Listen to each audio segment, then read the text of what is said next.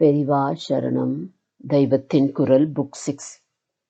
Sri Vidyayil Jagiridai Tevai. Care required for Sri Vidyaa worship. Another aspect requiring attention is that more than idol puja, the rules governing yantra puja are very stringent and scrupulous. We are called upon to be more painstakingly attentive to details such as the do's and don'ts of the acharas, cleanliness and procedure, and the strictures as given in the Shastras. Nowadays, partially due to ignorance and partially due to conceit, many have taken up to doing Sri Vidya Puja, maybe just for claiming that in our house also such a puja is being done. That will inevitably result in an increased level of loss of peace and avoidable aberrations.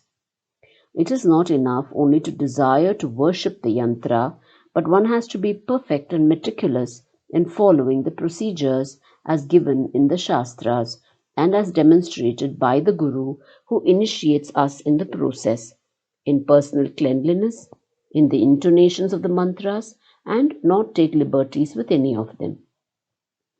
In the process of vying for the benefits of Sri Vidya worship, if one were to be careless about the rules and regulations, the results can be negative. Yantra is not only the residence of a deity, but a true and virtual representation of the deity. That too, Ambaal is practically said to be in the form of the Yantra Sri Chakra, and hence the Yantra gets the pride of place in her puja, as compared to a murti or vigraham that usually gets all the respect and worship.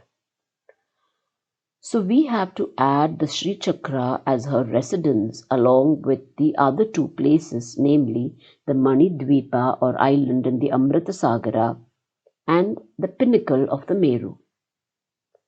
In saying so, I am committing two errors. One is that Sri Chakram is not her only place of residence but herself. Second error is that in the island in Amrita Sagara and the top of Meru also, her place will be in the form of Sri Chakra only, with the 9 Avaranas and Chintamani Griham in the center.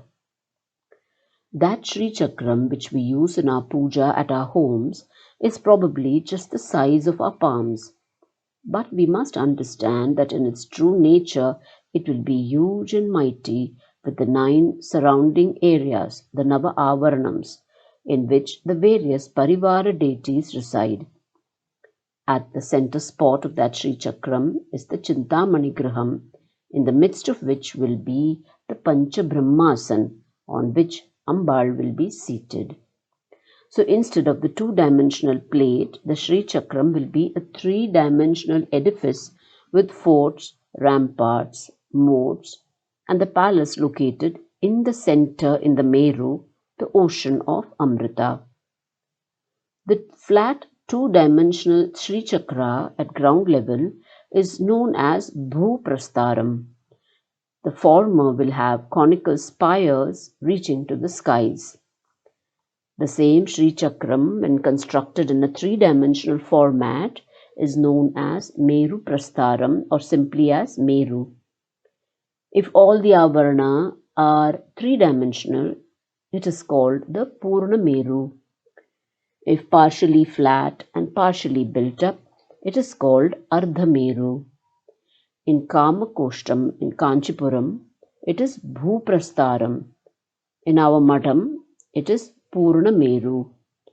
In Mankad temple, it is Ardha Meru. And in Thiruvidai Maruthur Mukambika temple Sannidhi, it is Purna Meru. Periva Sharanam.